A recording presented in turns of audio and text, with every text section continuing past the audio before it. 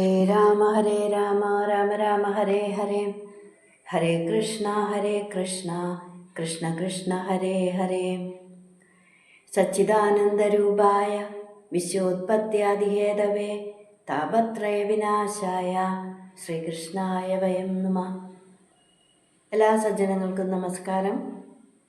നാരായണീയം രണ്ടാമത്തെ ദശകം തുടങ്ങുകയാണ്. ഭഗവത് സ്വരൂപ മാധുര്യവും ഭക്തിമഹത്വവും. ഇന്ന് 1, 2, 3 ശ്ലോകങ്ങൾ നോക്കാം. ഒന്നാമത്തെ ശ്ലോകം. സൂര്യസ്പർദ്ധി കിരീടമൂർധ്വതിലക പ്രോദ്ഭാസി ബാലാന്തരം കാരുണ്യാകുലനേത്രമാർദ്രഹസിതോല്ലാസം സുനാസാപുടം ഗണ്ഡോദ്യന്മകരാഭകുണ്ടലയുഗം കണ്ഠോജ്വലത് കൗസ്തുഭം ത്വദ്രൂപം വനമാല്യഹാരപടല ശ്രീവത്സദീപ്രം ഭജേ. പദം മുറിച്ച് പറയാം. സൂര്യസ്പർദ്ധി കിരീടം ഊർധ്വതിലക പ്രോദ്ഭാസി ബാലാന്തരം. സൂര്യസ്പർദ്ധി കിരീടം ഊർധ്വതിലക പ്രോദ്ഭാസി ബാലാന്തരം. കാരുണ്യാകുല നേത്രം ആർദ്രഹസിതോല്ലാസം. കാരുണ്യാകുല നേത്രം ആർദ്രഹസിതോല്ലാസം സുനാസാപുടം ഗണ്ഡോദ്യൻ ഗണ്ഡോദ്യൻ മകരാഭ കുണ്ടലയുഗം കണ്ഠോജ്വലത് കൗസ്തുഭം ത്വദ്രൂപം വനമാല്യഹാരപടല ശ്രീവത്സദീപ്രം ഭജേ. ഈ ദശകത്തിൽ ആദ്യത്തെ 2 ശ്ലോകങ്ങൾ ഭഗവാന്റെ കേശാദിപാദ വർണ്ണനയാണ്. വിഷയങ്ങളിൽ നിന്ന് വിഷയങ്ങളിലേക്ക് പ്രവഹിച്ചു കൊണ്ടിരിക്കുന്ന മനുഷ്യ മനസ്സിനെ ആ വിഷയങ്ങളിൽ നിന്നെല്ലാം പിന്തിരിപ്പിച്ച് ശേഷശായിയായ ഭഗവാനിൽ ചേർത്ത് നിർത്തുന്നതിനായിട്ട് ഭഗവാന്റെ സ്വരൂപമാധുര്യം വർണ്ണിക്കുന്ന മേൽപ്പത്തൂര് സജ്ജനങ്ങൾക്ക് നിരന്തരമായ ധ്യാനത്തിലേക്ക് വഴിയൊരുക്കുകയാണ്. സൂര്യസ്പർദ്ധി കിരീടം, സൂര്യനേക്കാൾ പ്രകാശമേറിയ കിരീടം. ഊർധ്വതിലക പ്രോദ്ഭാസി ബാലാന്തരം, ഗോപിക്കുറി ചാർത്തിയ മിന്നുന്ന നെറ്റിത്തടം. കാരുണ്യ ആകുല നേത്രം, കാരുണ്യം കൊണ്ട് ആർദ്രമായ കണ്ണുകൾ. ആർദ്രഹസിത ഉല്ലാസം, ആർദ്രമായ കുളിർമയുള്ള പുഞ്ചിരി. കാരുണ്യം കൊണ്ട് ആകുലമായ നേത്രങ്ങൾ പോലെ തന്നെ കാരുണ്യം വഴിഞ്ഞൊഴുകുന്നതാണ് ഭഗവാന്റെ മന്ദഹാസവും. സുനാസാപുടം, നല്ല ഭംഗിയുള്ള നാസിക. കണ്ഠ ഉജ്ജ്വലത് കൗസ്തുഭം, കണ്ഠത്തിൽ ജ്വലിക്കുന്ന കൗസ്തുഭം. കൗസ്തുഭം എന്ന് പറയുമ്പോൾ കൗസ്തുഭാഖ്യം അഭൂദ്രത്നം പത്മരാഗോ മഹോദധേ തസ്മിൻ ഹരിസ്പൃഹാം ചക്രേ വക്ഷോലങ്കരണേ മണോ. ഭാഗവതം. പാലാഴി കടയുന്ന സമയത്ത് സമുദ്രത്തിൽ നിന്ന് ഉയർന്നു വന്ന കൗസ്തുഭം എന്ന പേരായ പത്മരാഗം, ആ രത്നത്തെ, പത്മരാഗം എന്ന രത്നത്തെ ഭഗവാൻ തൻ്റെ വക്ഷസിനെ അലങ്കരിച്ചു. ഇനി വനമാല്യ ഹാരപടല ശ്രീവത്സ ദീപ്രം ഭജേ. വനമാല, മുത്തുമാലകൾ എന്നിവയുടെ കൂട്ടം. ശ്രീവത്സം എന്ന് പറയുമ്പോൾ ഭൃഗുമഹർഷിയുടെ പാദസ്പർശം കൊണ്ടുണ്ടായ മറുക്. അപ്പോൾ വനമാല, മുത്തുമാലകൾ, ശ്രീവത്സം എന്നിവയാൽ പ്രകാശിക്കുന്ന ത്വത് രൂപം, ഭഗവാനെ അങ്ങയുടെ രൂപത്തെ ഭജേ, അഹം ഭജേ, ഞാൻ ഭജിക്കുന്നു. അപ്പോൾ സൂര്യൻ്റെ പ്രകാശത്തേക്കാൾ ശോഭയേറിയ കിരീടം, നെറ്റിത്തടത്തിലെ മിന്നിത്തിളങ്ങുന്ന ഗോപിക്കുറി, കാരുണ്യം കൊണ്ട് ആർദ്രമായ കണ്ണുകൾ, ആ കണ്ണുകളെ പോലെ തന്നെ കാരുണ്യം വഴിഞ്ഞൊഴുകുന്ന മന്ദഹാസം, കണ്ഠത്തിൽ ജ്വലിച്ചുകൊണ്ടിരിക്കുന്ന കൗസ്തുഭം, മനോഹരമായ നാസിക, കവിൾത്തടങ്ങളിൽ പ്രതിഫലിച്ച് തിളങ്ങുന്ന മകരകുണ്ടലങ്ങൾ, വനമാല, മുത്തുമാലകൾ, ശ്രീവത്സം എന്നിവയാൽ വിളങ്ങിക്കൊണ്ടിരിക്കുന്ന ഗുരുവായൂരപ്പ, അങ്ങയുടെ രൂപം ഞാൻ നിരന്തരം ധ്യാനിക്കുന്നു എന്ന് മേൽപ്പത്തൂര് പറയുന്നു. ഇനി 2ാമത്തെ ശ്ലോകം. കേയൂരാംഗത കങ്കണോത്തമ മഹാരത്നാംഗുലീയാംഗിത ശ്രീമദ്ബാഹുചതുഷ്കസംഗതഗത ശംഖാരി പങ്കേരുഹാം കാഞ്ചിത് കാഞ്ചന കാഞ്ചിലാഞ്ചിതലസത് പീതാംബരാലംബിനീം ആലംബേ വിമലാംബുജദ്യുതിപദാം മൂർത്തിം തവാർത്തിച്ഛിതം. പദമുറിച്ച് പറയാം. കേയൂര അംഗത കങ്കണ ഉത്തമ മഹാരത്ന അങ്കുലീയ അങ്കിത. കേയൂരാംഗത കങ്കണോത്തമ മഹാരത്നാങ്കുലീയാങ്കിത ശ്രീമദ്ബാഹു ചതുഷ്ക സംഗത ഗത ശംഖാരി പങ്കേരുഹാം കാഞ്ചിത് കാഞ്ചന കാഞ്ചി ലാഞ്ചിത ലസത് പീതാംബരാലംബിനീം ആലംബേ വിമലാംബുജദ്യുതിപദാം മൂർത്തിം തവ ആർത്തിച്ഛിതം. ഈ ശ്ലോകത്തിൽ മേൽപ്പത്തൂര് ഭഗവാൻ 4 തൃക്കൈകളിൽ ധരിച്ചിരിക്കുന്ന ആഭരണങ്ങളെയും ആയുധങ്ങളെയും വർണ്ണിക്കുകയാണ്. കേയൂര അംഗത കങ്കണ ഉത്തമ മഹാരത്ന അങ്കുലീയ അങ്കിത. കേയൂരം എന്ന് പറയുമ്പോൾ തോൾവള, അംഗതം കൈമുട്ടിന് മുകളിൽ ധരിക്കുന്ന വള, കങ്കണം എന്ന് പറയുമ്പോൾ കൈത്തണ്ടയിൽ ധരിക്കുന്ന വള. ഇനി അതുപോലെ തന്നെ വിരലുകളിൽ ഉത്തമമായ മഹാരത്നങ്ങൾ അങ്കിതം പതിച്ച, അപ്പോൾ ഉത്തമമായ മഹാരത്നങ്ങൾ പതിച്ച മോതിരങ്ങൾ.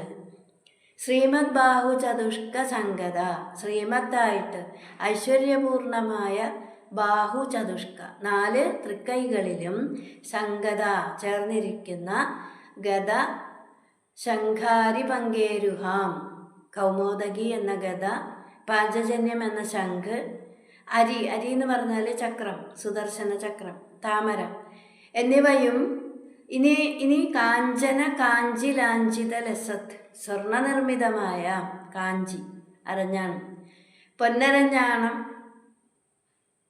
അലങ്കരിച്ച്, ലാഞ്ചിതം എന്ന് പറഞ്ഞാൽ അലങ്കരിച്ച്, അപ്പോൾ ലസത് പരിലസിക്കുന്ന, പൊന്നരഞ്ഞാണത്തിൻ്റെ അലങ്കാരം കൊണ്ട് പരിലസിക്കുന്ന പീതാംബര ആലംബിനി, മഞ്ഞപ്പട്ട് ചാർത്തിയ എന്ന് പറയുമ്പോൾ മഞ്ഞപ്പട്ടിൻ്റെ മുകളിൽ തിളങ്ങുന്ന പൊന്നരഞ്ഞാണം ചാർത്തി.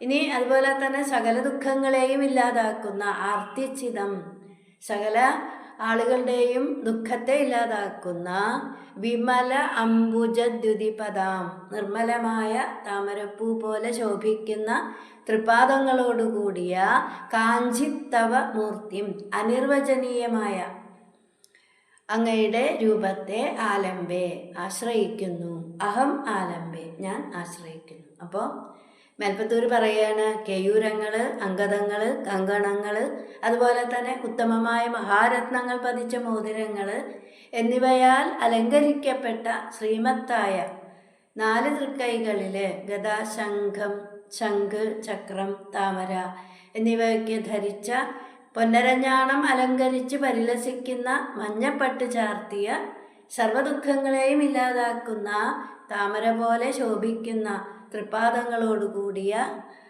വാക്കുകളെ കൊണ്ട് വർണ്ണിക്കാൻ സാധിക്കാത്തതുമായ അങ്ങയുടെ രൂപത്തെ ഞാൻ നിരന്തരം ആശ്രയിക്കുന്നു.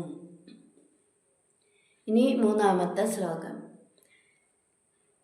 യത്രൈലോക്യമഹീയസോഭിമഹിതം സമ്മോഹനം മോഹനാത് കാന്തം കാന്തിനിധാനദോഭിമധുരം മാധുര്യധുര്യാദപി സൗന്ദര്യോത്തരദോപി സുന്ദരതരം ത്വദ്രൂപമാശ്ചര്യദോപ്യാശ്ചര്യം ഭുവനേന കസ്യ കുതുകം പുഷ്ണാതി വിഷ്ണോ വിഭോ. പദമുറിച്ച് പറയാം. യത് ത്രൈലോക്യമഹീയസഃ അഭി, ത്രൈലോക്യമഹീയസോഭി മഹിതം സമ്മോഹനം മോഹനാത് കാന്തം കാന്തി നിധാനതഃ അഭി നിധാനതോപി മധുരം മാധുര്യധുര്യാത് അഭി മാധുര്യധുര്യാദപി സൗന്ദര്യ ഉത്തരതഃ അഭി സൗന്ദര്യോത്തരതോപി സുന്ദരതരം ത്വത് രൂപം ആശ്ചര്യതഃ അഭി ത്വദ്രൂപമാശ്ചര്യതോപി ആശ്ചര്യം ഭുവനെ ന കസ്യ കുതുകം പുഷ്ണാതി വിഷ്ണോ വിഭോ. ഈ ശ്ലോകത്തിൽ വാക്കുകൾ കൊണ്ട് വർണ്ണിക്കാൻ സാധിക്കുന്നതിനുമൊക്കെ അപ്പുറത്താണ് ഭഗവാന്റെ രൂപം എന്ന് മേൽപ്പത്തൂര് പറയുകയാണ്. ഹേ വിഷ്ണു വിഭോ, സർവം വ്യാപിച്ചിരിക്കുന്ന പ്രപഞ്ചത്തിൻ്റെ തന്നെ പ്രഭുവായ വിഷ്ണു. യത് ഭഗവാന്റെ യാതൊരു രൂപമുണ്ടോ അത്. ത്രൈലോക്യമഹീയസഹ അഭിമഹിതം, 3 ലോകങ്ങളിൽ വെച്ച് മഹത്തരമായത് എന്ന് പറയുമ്പോൾ 3 ലോകങ്ങളിൽ എന്ന് പറയുമ്പോൾ ഭൂലോകം, ഭുവർലോകം, സ്വർഗലോകം അഥവാ ജാഗ്രത്, സ്വപ്നം, സുഷുപ്തി. 3 ലോകങ്ങളിലും മഹത്തരമായതിൽ വെച്ച് മഹത്തരമാണ് അങ്ങയുടെ രൂപം. ഇനി സമ്മോഹനം മോഹനാത്, ഈ പ്രപഞ്ചത്തിൽ മോഹിപ്പിക്കുന്ന അല്ലെങ്കിൽ മനസ്സിനെ വശീകരിക്കുന്ന എന്തെല്ലാം വസ്തുക്കളുണ്ടോ അതിനെയും മോഹിപ്പിക്കുന്നതാണ് ഭഗവാന്റെ രൂപം.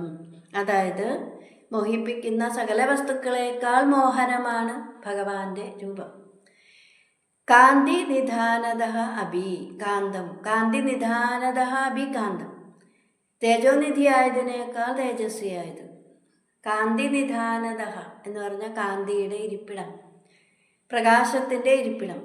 ഇപ്പോൾ പ്രകാശം പുറപ്പെടുന്ന സ്ഥലത്താണ് ഏറ്റവും അധികം പ്രകാശം ഉണ്ടാകുന്നത്, വെളിച്ചമുണ്ടാകുന്നത്. ദൂരേക്ക് പോകുന്തോറും ആ പ്രകാശം കുറഞ്ഞു കുറഞ്ഞു വരും. അപ്പോൾ ആ പ്രകാശത്തിൻ്റെ, ആ തേജസ്സിൻ്റെ ഉദ്ഭവസ്ഥാനത്തേക്കാൾ തേജസ്സുള്ളത്.